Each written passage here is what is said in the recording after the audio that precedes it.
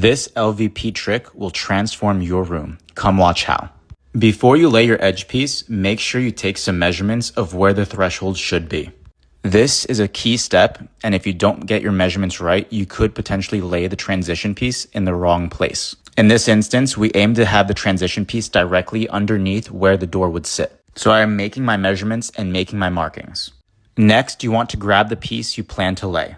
I personally think it looks more aesthetically pleasing if a whole piece is laid in your doorway, but it is whatever your preference is. Anyways, after you grab your piece, be sure that it doesn't match any of the patterns nearby.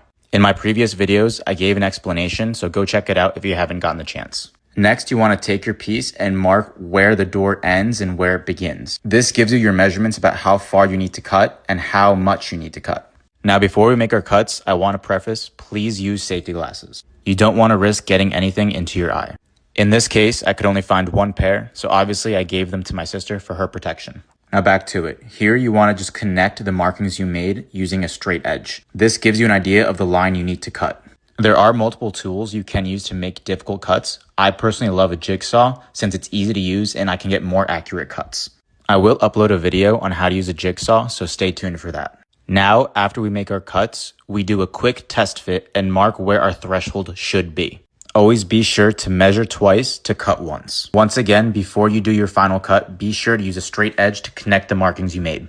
Now do your last cut, and once again, be very careful as you're using this tool. It is dangerous.